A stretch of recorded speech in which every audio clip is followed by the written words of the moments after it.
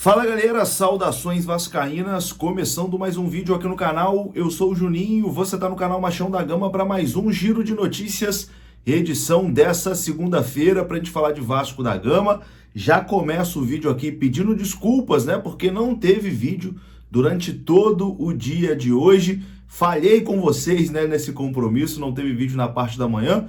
Já vou explicar o motivo. Como todos sabem, eu fui a Porto Alegre, né, para acompanhar o jogo contra o Grêmio e hoje estava voltando, né, para o Rio de Janeiro. Acabou que não consegui fazer o vídeo durante o dia. Demorei muito a chegar aqui no Rio por conta do trânsito, né?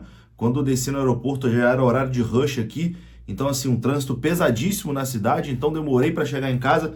Só estou chegando agora à noite e por isso hoje vai ter apenas esse vídeo, né? Essa edição, mas amanhã tento compensar e fazendo 3, enfim.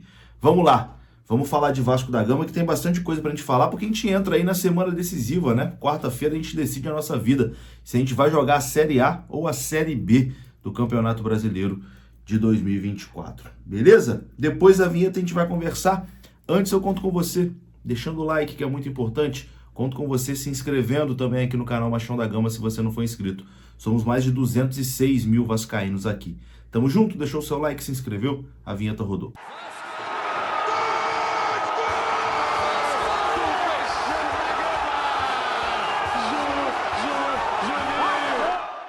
Então bora lá, começando mais um vídeo, começo falando da 1xBet, que é parceira aqui do canal, e você pode dar os seus palpites na rodada decisiva do Campeonato Brasileiro lá na 1xBet.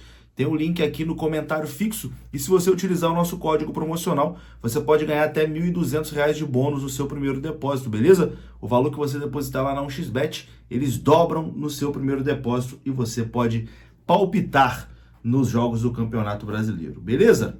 Bom, meus queridos, o Vasco ontem foi derrotado, né, pela equipe do Grêmio, 1-0, gol de Luis Soares, mas mais uma vez a rodada ajudou, né? A rodada ajudou, o Bahia não venceu, não conseguiu sair ali da zona do rebaixamento, né, e colocar o Vasco dentro dessa zona. O Bahia perdeu para o América Mineiro, né, que é o lanterna do campeonato, por 3-2, já rebaixado. Enfim, ajudou demais o Vasco, né? O América ajudou demais o Vasco, evitou essa tragédia, porque se o Vasco entra na zona do rebaixamento, daqui a pouco a gente fala sobre isso, né? Às vezes que o Vasco foi rebaixado, o Vasco sempre estava na zona do rebaixamento na última rodada. Dessa vez não, dessa vez o Vasco vai para a última rodada fora da zona do rebaixamento. O Santos também foi derrotado ontem, né? Perdeu para o Atlético Paranaense, então o Santos também tem chance de ser rebaixado. Santos, Vasco e Bahia, esses três times brigam aí contra essa última vaga do rebaixamento. E bom, o Vasco poderia ter terminado a rodada à frente do Santos também, estando ali na 15ª colocação. Se o Vasco tivesse empatado pelo menos com o Grêmio, o Vasco passaria o Santos na classificação. Mas como foi derrotado, a tabela ficou aí desse jeito. O Cruzeiro, 14º, tem 46 pontos, já está livre, né, do rebaixamento o Cruzeiro com 46 pontos. O Santos, 43 pontos, é o 15º, ainda corre risco. O Vasco tem 42 e o Bahia tem 41. Esses são os três times aí que brigam, né, contra o rebaixamento. O Goiás com 35 já caiu, o Curitiba também já caiu e o América Mineiro também já caiu. E a matemática é simples, né? Se o Vasco venceu o Red Bull Bragantino na última rodada, o Vasco escapa do rebaixamento sem depender de nenhum resultado. Se o Vasco empatar com o Red Bull Bragantino na última rodada, o Vasco tem que torcer por uma derrota do Santos ou uma derrota ou empate, né, do Bahia. E se o Vasco perder para o Red Bull Bragantino na última rodada, o Vasco tem que torcer para o Bahia perder para o Atlético Mineiro na última rodada. Serão fortes emoções, com toda certeza, nessa última rodada do Campeonato Brasileiro. Quem não tem coração bom, não recomendo ir a São Januário, não recomendo ver o jogo, porque com toda certeza vai ser teste para cardíaco, meu amigo. Mais uma vez vai ser loucura, assim como foi ano passado na Itu. E o que eu disse no pós-jogo ontem, eu repito, né? É inacreditável que um ano depois a gente esteja exatamente na mesma situação. 2023 foi um ano completamente perdido. O trabalho do Paulo Brax, horroroso. Não tem nada para se aproveitar desse trabalho do Paulo Brax.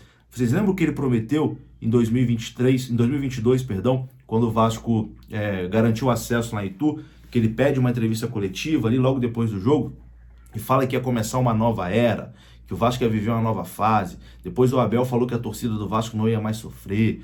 Enfim, vocês lembram de tudo isso, né? E a realidade é, um ano depois, Uma temporada depois, estamos na mesma situação. Última rodada de campeonato e o objetivo é o mesmo: ganhar um jogo para poder disputar a Série A do ano seguinte. Então, 2023 foi um ano perdido e os responsáveis não podem permanecer, né? Espero que assim que terminar o jogo a torcida manifeste a sua indignação com o trabalho feito pelo departamento de futebol do Vasco. É claro que, cara, a gente é torcedor. O Vasco ganhando o jogo, se livrando, a gente vai comemorar, vai ficar aliviado. Mas após passar esse momento de alívio, tem que cobrar os responsáveis, principalmente quem montou esse time, que é o Paulo Brax. E também cobrar 777, que o trabalho não foi legal não em 2023. 2024 tem que ser muito melhor. Bom, para esse jogo aí contra o Red Bull Bragantino, o Vasco vai contar com o Praxedes, tá? O Vasco vai pagar a multa, que eu não sei o valor dessa multa, mas o Vasco vai fazer o pagamento da multa para o Praxedes ser liberado para jogar contra o Red Bull Bragantino.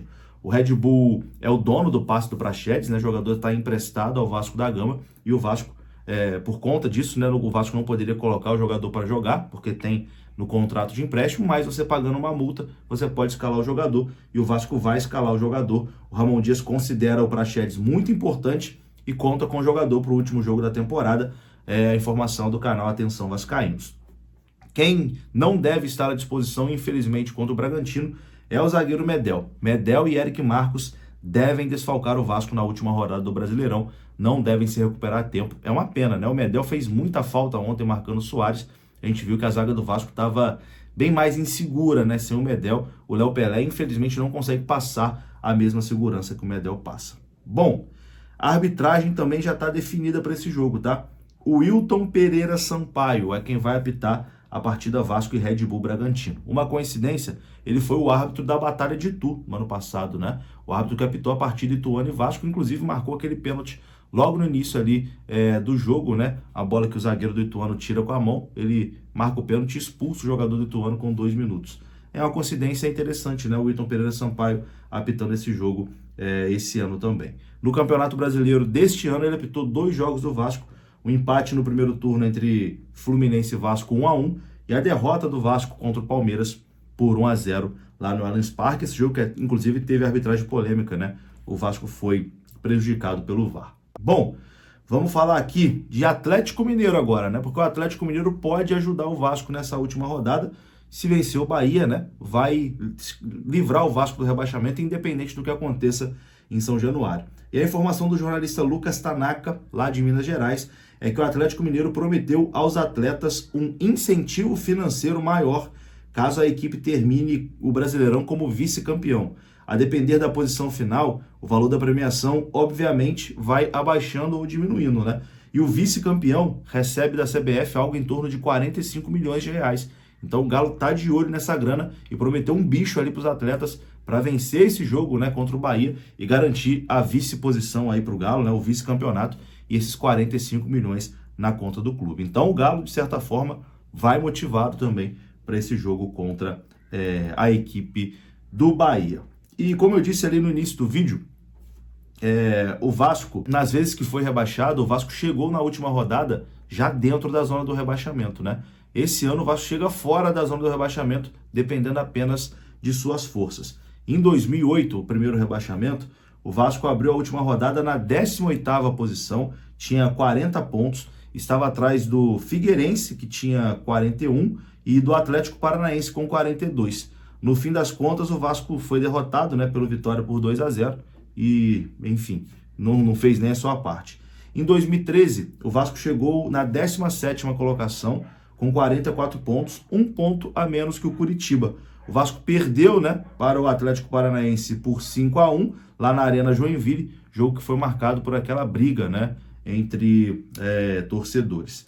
Em 2015, o Vasco tinha 40 pontos na última rodada, estava na 18ª colocação, atrás do Figueirense com 40 e também do Avaí com 41. O empate sem gols fora de casa decretou o rebaixamento do Vasco. E em 2020, o Vasco foi praticamente rebaixado na rodada anterior, né? O Vasco chegou ao último jogo com 38 pontos na 17ª colocação, atrás do Fortaleza, 3 pontos atrás do Fortaleza, que era o 16º colocado. O Vasco até venceu o Goiás em São Januário, mas o Vasco tinha que tirar uma diferença de 12 gols de saldo, né? E isso era, obviamente, impossível de acontecer. Dessa vez, o Vasco chega na última rodada apenas precisando fazer o simples, né? Apenas precisando vencer. Então, é fazer a sua parte e não precisar secar ninguém. Vou ficando por aqui. Se você gostou do vídeo, deixa o like que é importante, se inscreva aqui no canal. Saudações, até a próxima.